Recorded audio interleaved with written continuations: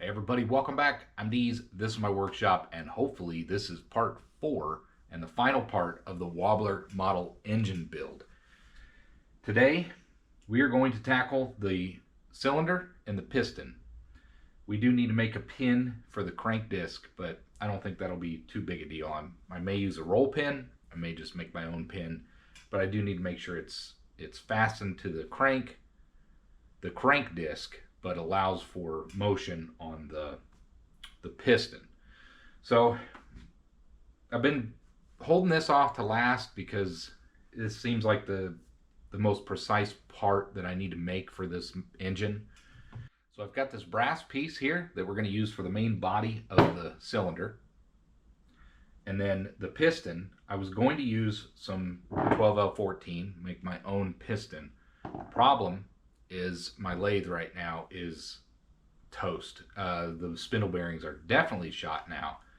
It's possible I did that when I took it apart in January of this year, but I don't know. It's 3.5 years using that lathe, so it just could be wearing out. Anyway, it needs fixed. I think I've got just enough life left in it to do the few operations that I need, but because of that, I'm not coming out with very good finishes on that lathe, and I don't trust it to make the actual piston itself. So what I'm going to do is modify the size of the piston. I'm going to try this first. I can always go back and make the piston larger, but I can't make it smaller. And I've got this piece of stainless steel pin. It's not 3/8, it's not 375 thou, it's 315 thou. But it is precision ground and it's very smooth. So this is going to be my piston. I'm going to try to use this for the piston, and we'll modify it in any way that we need and hopefully get that to mount the way that we need it to. I think I'm going to have to offset the piston cylinder bore so that this will actually be out a little farther for the crank disc, and you'll see when we get to that. But that's going to be the current plan. I want to try to use what I got. I don't want to buy anything else. I should have enough material to finish this project out. So we are going to try to do as much as we can on the mill. I've got a couple assortments of reamers that I think are going to work fine with this. That's the point is, I do not want to turn this down. This is already the way it should be. The only thing I want to use the lathe for is maybe to chamfer the ends after I cut them off with the bandsaw to length. So I'm going to study the plans here a little bit, make sure that we have everything that we need, make sure I've got my head wrapped around the cylinder. Like I said, this is the part that I've been dragging my feet on. I want to make sure I get it right. I do think I'm going to use the face mill in order to clean up the sides of this piece, because it at least the face that marries against the valve plate needs to be smooth, because it will be moving back and forth. So without messing around any farther, let's get down here. Let's get our parts cut, and let's just try to finish this engine build. The plans that originally call for the piston, they want it to be 375 thou. Of course, I have this rod here that's 3/8, but I'm going to use this pin. Let's go ahead and do some measurements, though. Let's use our micrometer stand. It's a good use for that.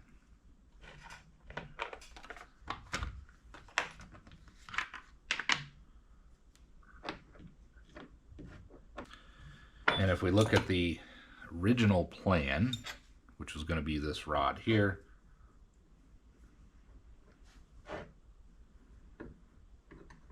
should be 3/8, 375 thou.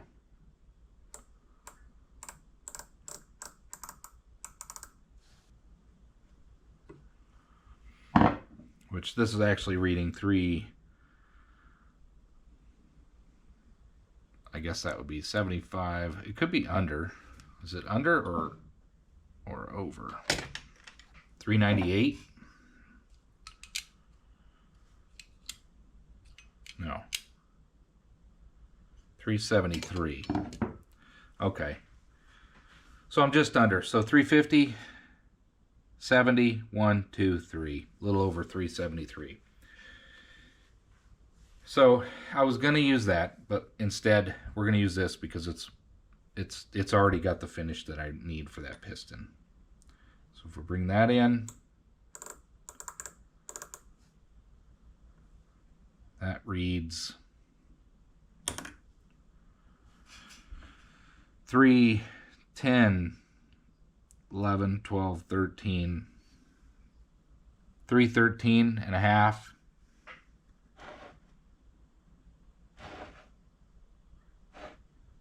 7/10. 313 and 7/10. And so if I measure it with this, 314, 312 and a half. Close enough. I know this needs to be within a thou or two. So that's what we're going to use. Now, we'll do this later because I just need to cut this to length, and then we'll use my collet chuck in the mill and we'll drill a hole through this for the pin here. Let's jump back. This has got the hole, the piston low. No, it is offset. That's good. Okay.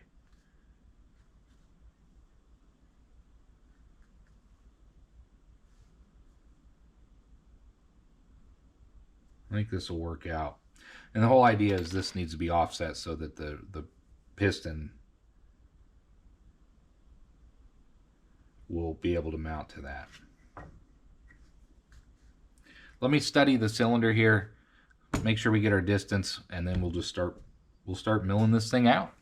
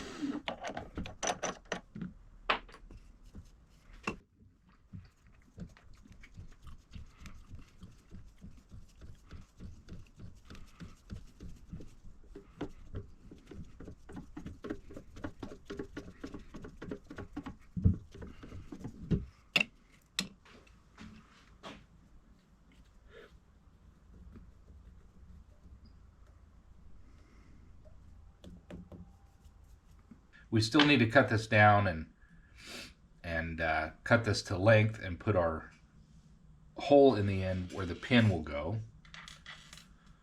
But let's just see if this fits in here nice and tight. That was the whole point. Let's try this side.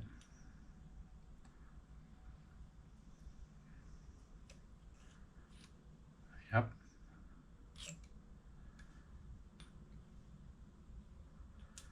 It's a burr in there, but that's okay. We'll clean that up.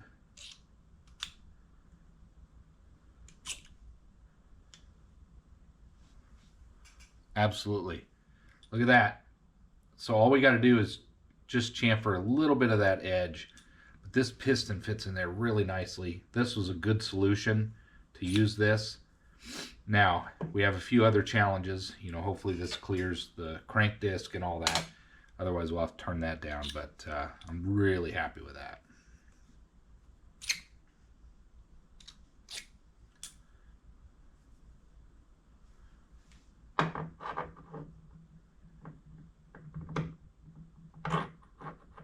Yeah, wants to bounce in there. Really good. That's a good fit. Really happy with that. So the piston should be 2 inches in length. So they're saying the total length of this, I can't mess this piece up or I'll have to make one and I don't have another piece. So let's be really careful here. So if I went 2 inches there, and then I would come in, so, well, I guess I need to cut this thing to length first, and then we'll put this in the lathe and we'll face it off, because I think I can do that with the lathe. And then come in 200 thou, 1406, through hole. That's really it. Well, I'm going to make it the same as this pin, because this pin will fit into here. So that's what we're going to do. Okay, let's cut this thing down to 2 inches. I might go 2 inches 100 thou. I just want to make sure I have enough. I hate to cut that thing down too much. But that will give it enough room to come in and out.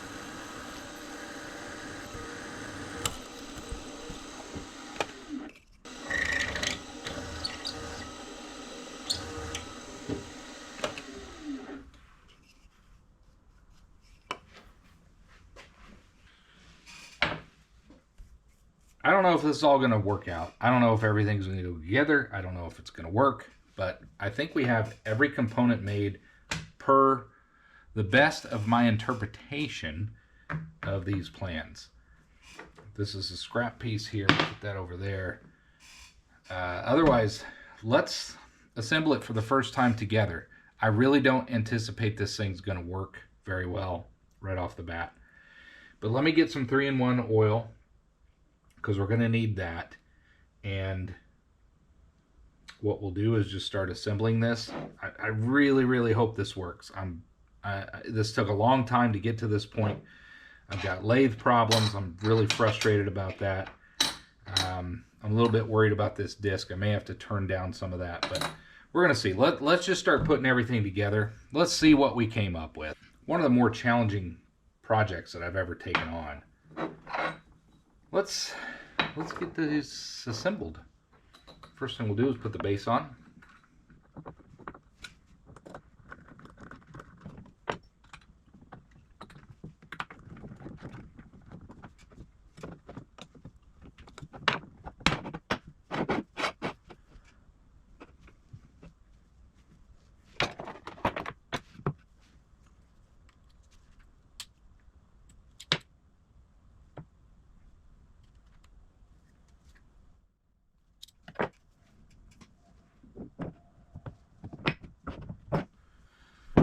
Back to that for a second. I haven't test fitted this, and we still got to figure out what spring we're going to use. I'm going to start with this one. I like this one. I may need to use a washer.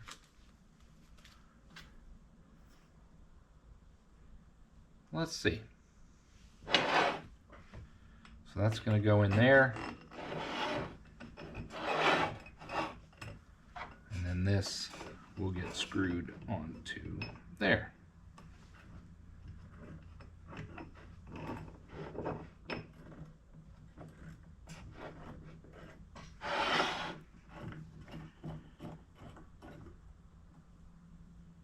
That would be this probably. My holes line up. That's good. And this valve plate seems to line up. Even with my dimensions and my guesstimations on this, this lines up really well on the back side. Maybe this thing will work. I don't know. Getting kind of excited, really. We have our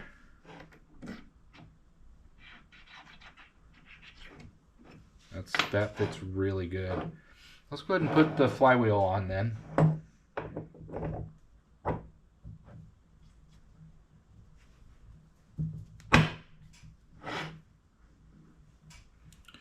Now, this is the thing, maybe it doesn't matter. I would think it matters. But I would think that we're going to want, we'll see. Yeah, see that's, I think this will work. I'm just going to have to push that back. Okay. All right. That's good there. Let's go ahead and tap this pin in. That's what we're going to use.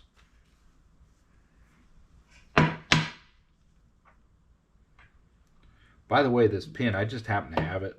It's a roll pin.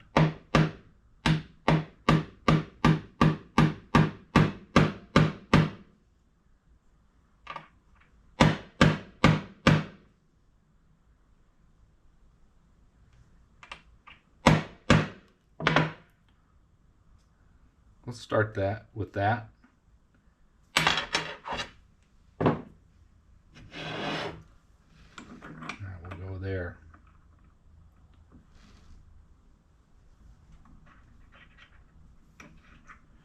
Okay, I do need to read a little bit because this needs to be oriented in such a way where when it's down and it gets its most air, it'll be out, and then this thing will sling back and keep running. I think what we want is when the air exits, we want this to be at its lowest point, or at least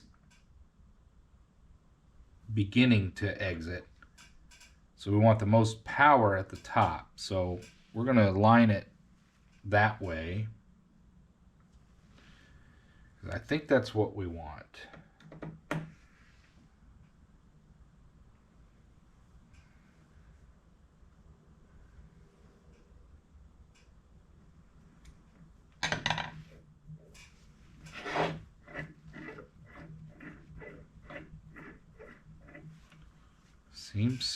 Seems to be spinning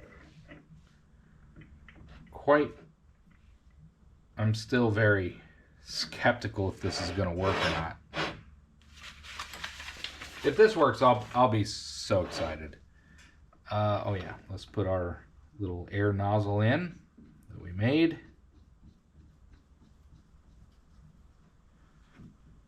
I don't see any reason to crank that down too much.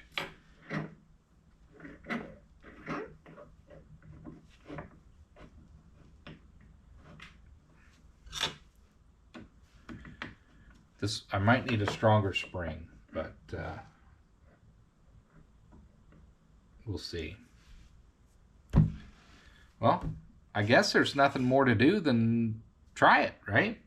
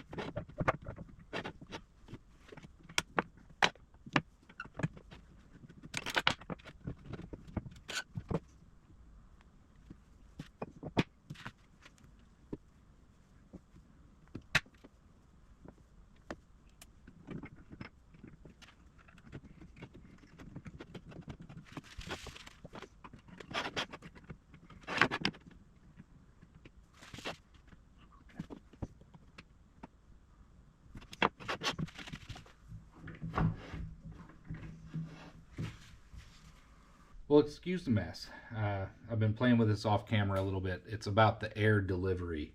I really need a lot of air to get this thing going, but guess what? This thing works. Let me show you. Really stoked about this.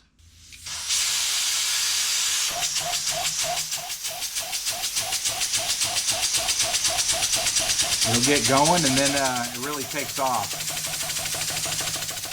Really excited.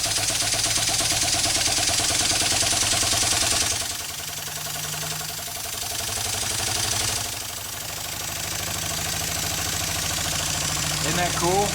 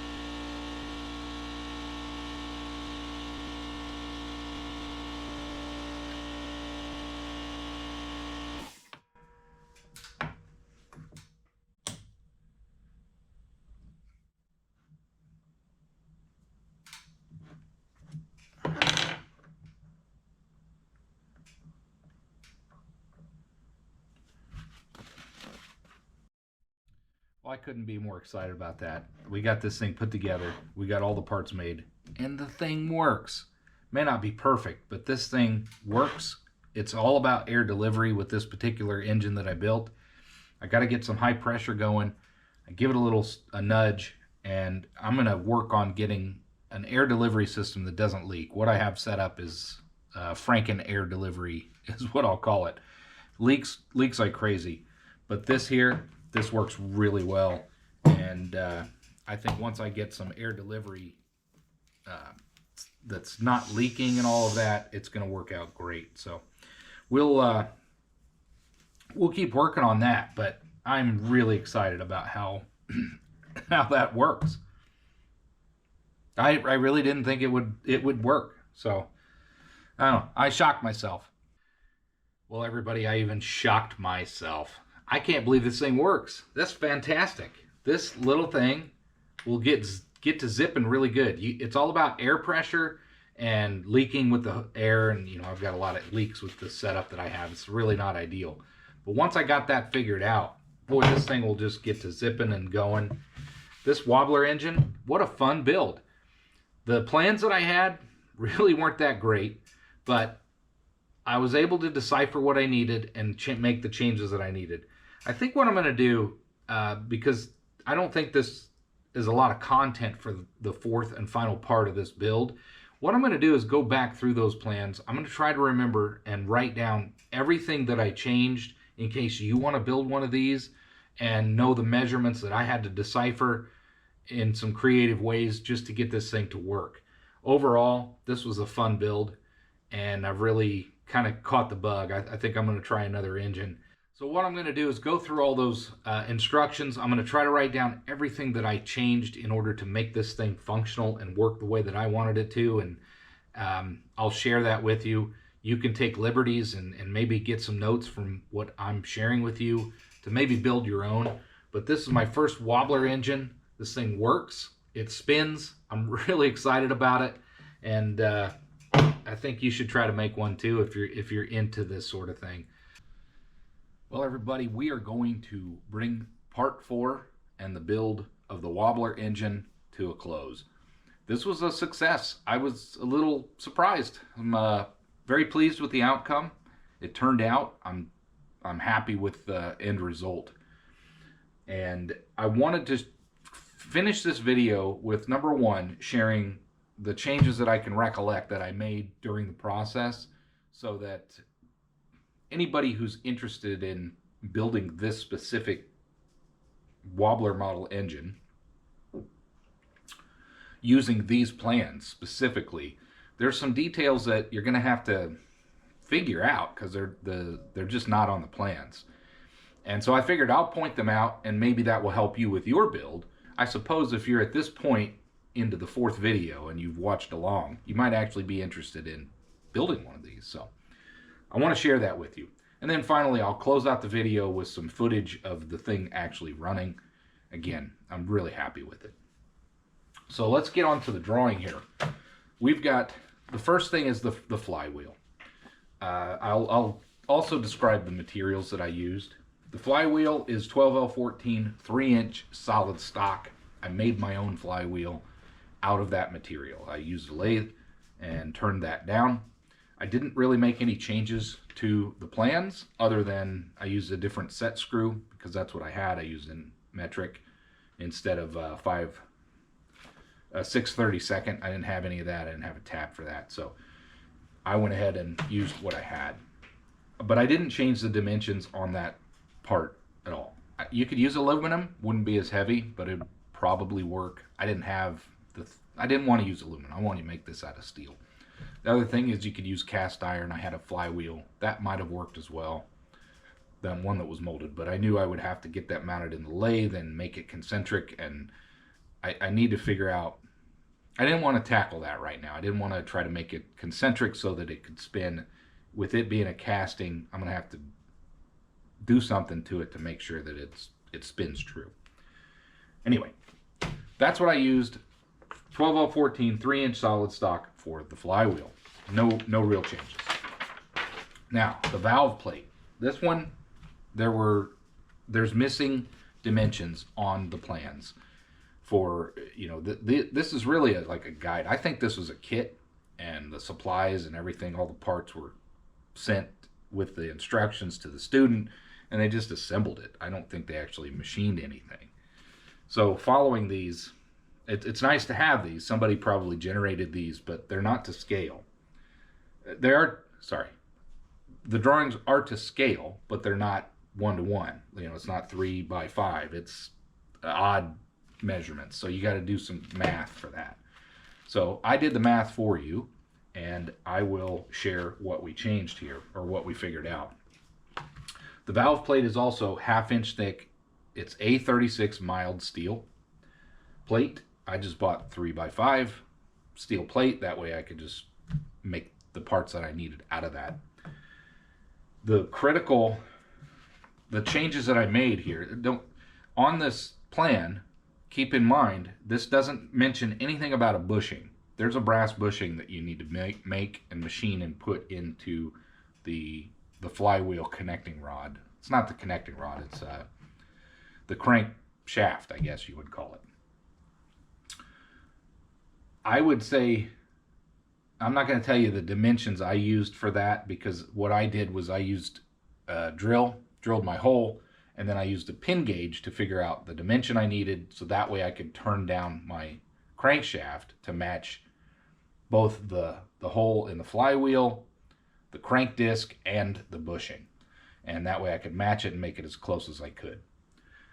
That's how I approached that. But remember, on the drawing, this does not have the bushing mentioned at all. But if you go back through the directions, then you'll see that there's a bushing mentioned. Keep that in mind though, because the hole that you drill here is, you got to have room for the bushing, and it's got to all match up to what you're making.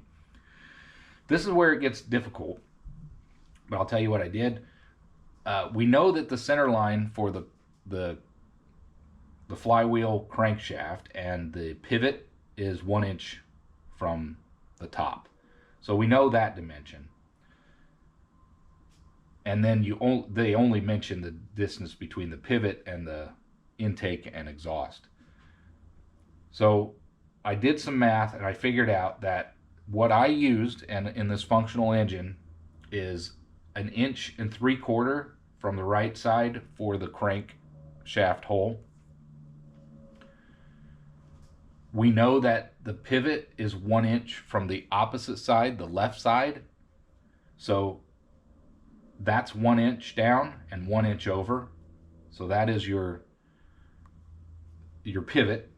And then finally, the two holes that are going to be for your intake and exhaust, they are 100 thou to the top, you know, above and below your center line of that 1 inch.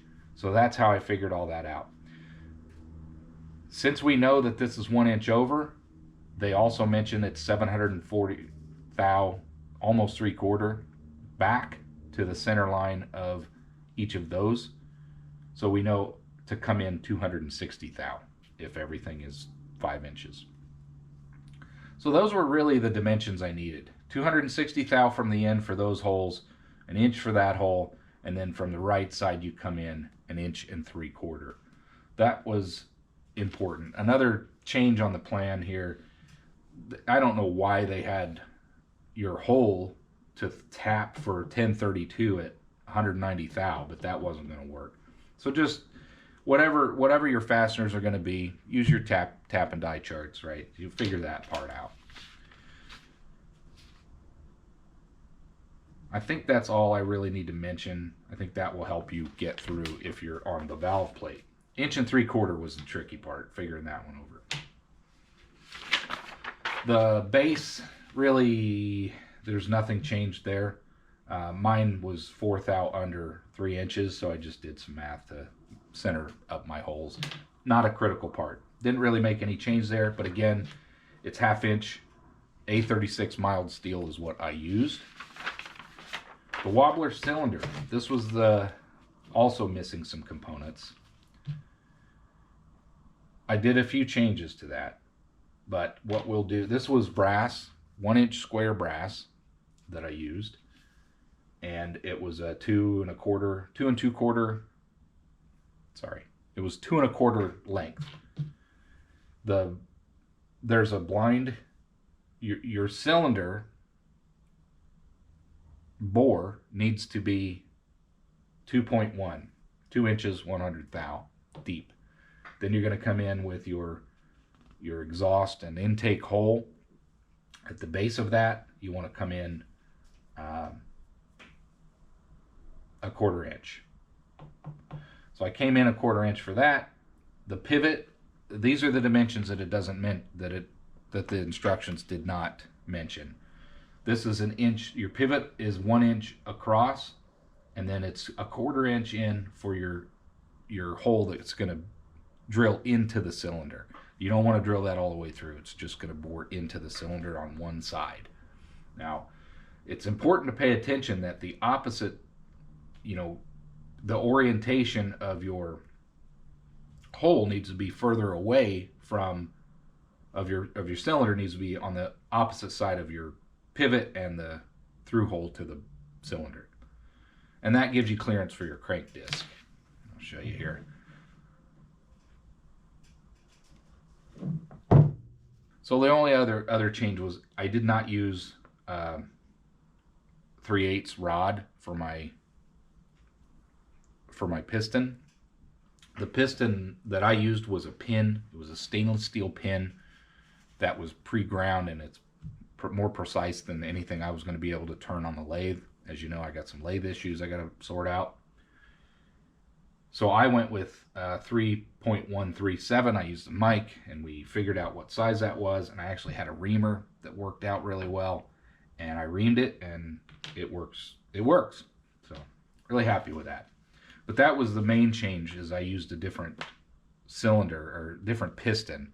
I did use the same dimensions in case I needed to drill out a larger one and go with a bigger piston if this one didn't work. So I could always go back and change it up if I need to, but that's really it. The critical dimensions are the pivot is 1 inch from one end, and then your intake and exhaust hole is 1/4 inch in. Those are important dimensions to mill this thing. The crank disc, I didn't change anything with it either. But I did use 1 inch round bar that was also A36 mild steel. The only difference is my crank disc is thicker than 1/4 inch because I used a different set screw for it. Mine's about 3/8. It's not that critical. You just got to make sure it's not too wide to interfere with your piston. Keep that in mind. The hole that I used, I was going to make my own rod to put in there, but I had a roll pin that actually worked out perfectly. So I just used a roll pin for that connecting rod. Crankshaft, no changes other than I customized the size to match my bushing and the flywheel hole and the crank disc hole. Just keep in mind, pay attention to that. But the length is, I guess I did make changes. The length's a little bit longer based off of the dimensions of the materials that I made. It's very simple. It's just a rod. Make it match the components that you have. And finally, I already said the piston is stainless steel. That's a stainless steel pin that I got off of Amazon. I had a set of them. There's some brass, aluminum, and there were several stainless steel pins. The diameter was 3.137, so that was the main change. I didn't use 3/8. But the process was simple. You get your distance. I did make it to scale because of I followed that for the cylinder, so I wanted to make sure it had all the correct dimensions there. And I just drilled a hole for the pin so that I could connect it to the crank disc. And that's it.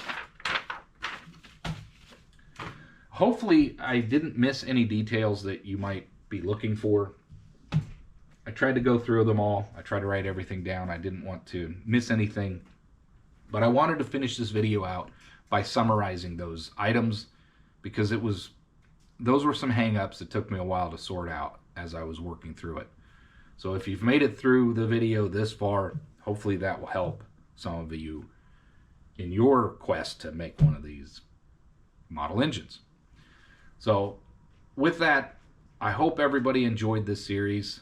Thank you for watching. This was a fun build. I'm going to probably tackle another engine here soon, but not until I tackle that lathe. I gotta figure something out. With that said, I'm going to close the video out with some video of the model engine actually running. And thanks for watching. Hope you tune in next time.